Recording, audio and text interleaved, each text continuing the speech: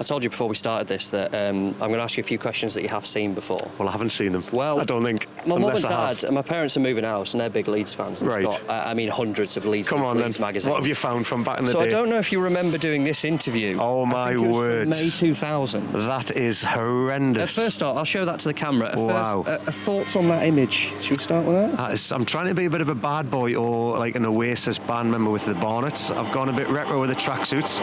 Not a good look. I'll tell you what, I'm going to ask you a few of these questions. And see if they were I want to see genuine back what's in the day. changed in about 25 years. Come on then. Okay, right. Here we go. As the music starts. Oh, there you go. This is lovely, dramatic. The kids are coming out of Wembley. It's a tour going on here. How good's that? Who would be the first name on your Premiership team sheet? The first name on my Premier League team sheet? Well... You had a long pause in brackets here, apparently. Right, okay. Well, I would say Dennis Bergkamp because I loved him, but it would be Chris Waddle. Oh, do you know what you said? You said Gustavo Poyet. Did I? Yeah. Wow, we must have had a good game in the previous week against us. He's a quality player, is what you said. Yeah, well, Chris Waddle was my hero, well, he is a quality player, but I think Dennis, this must have been before I saw Dennis come in then, because I just love Dennis Bergkamp, and Chris Waddle was my hero, so yeah, that's a load of rubbish in there. Well, did he get your vote for Player of the Year? No, he didn't. Can you remember who you voted for? Play there. My word. Did I go Henry? No. Shearer? No. More obvious, I think, in this case. More obvious? Leeds player? No. Yeah, you can't, can you? More obvious. Give us a clue, come on. He proved everybody wrong, and I'm chuffed to bits for him. We were good mates at Sunderland, and we still speak on the odd occasion. Kevin Phillips. Yeah, of course it is. Super Kev. Which team's results do you look for first? Do you know what it is about that with Kevin Phillips? So I had to leave Sunderland to get a game, so I went to Leeds United. Yeah. And I had the best goal-scoring season of my career, and guess who won it? Kevin Phillips. Well, because you voted for him. If you one less vote. Always in your shadows. But I still vote for you. Which team's results do you look for first? Do you know what it is? I always look for the football clubs that I've played for. So it's funny, you know, when I was growing up, I was a Tottenham Hotspur fan because of Chris Waddle and Paul Gascoigne for my sins. But after playing for the football clubs, I always look, I go through the division. I start at the bottom, I go Carlisle, I'm going Sunderland, Leeds, into Newcastle, and it's just that way, and especially through the northeast. Newcastle, Sunderland and Carlisle on the other side, you know, they're the ones. And being with Leeds for so many years in the Champions League, every team that I've been out with them for, the fan bases, I've just loved it. You did say Sunderland. So. Yeah, well, could I just come from Sunderland? There you go. There you go. What's the first thing you do on a match day? First thing I do on a match day? Yeah. I would say get up and have poached eggs on toast or beans on toast. Okay. Probably go to the toilet with nerves as well. Apparently, you do go to the team hotel and have a meal there. Yeah. The first thing you do is make sure your suit's all lined and crease-free. Apparently, you got a £1,000 fine.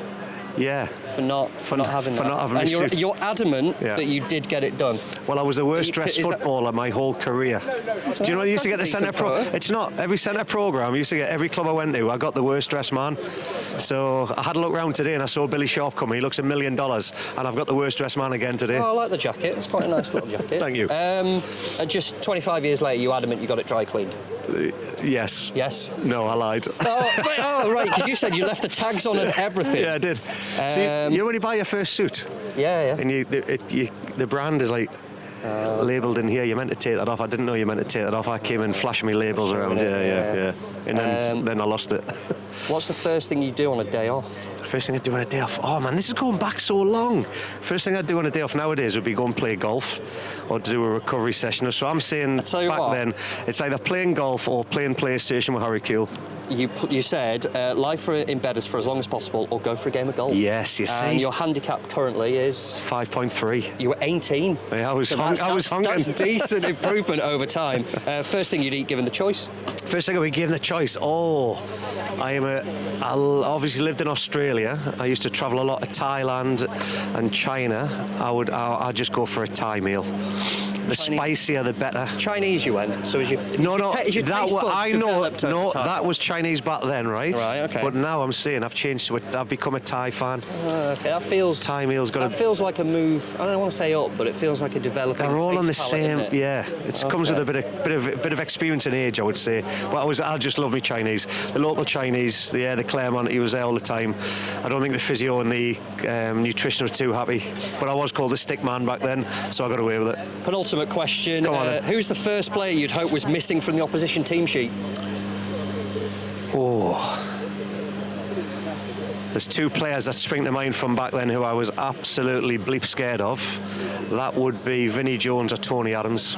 Oh, you said Sammy Hippier, the Liverpool defender. He's proved outstanding this season. Of course. That would be logical, though, wouldn't it? Yeah, because he was absolutely incredible. But I did see Mark Viduka score 4 goals against him, so he's not caught me that good. Well, there you go. So there you go. If you just waited a bit longer, I know. then it would have been a different This must have been pre-Viduka 4 goals. The final question, and this is the exact question they asked you, you could do with a goal. I could do with a goal. You could do with a goal. I've heard that so many times in my career. You could do with a goal. You sound like my old managers. And then you should have beaten Villa, though, was the final where they ended this. Yeah. In an in-house club interview that happened, I remember getting... You still think you could do I with a missed goal? a sitter in front of goal against Aston Villa, and it's one of their moments where you turn around, you go to apologise, and I looked and my number was already up saying, come off, son. So there you go. You brought back some fond memories there, but now I'm really worried because every manager says you could do with a goal.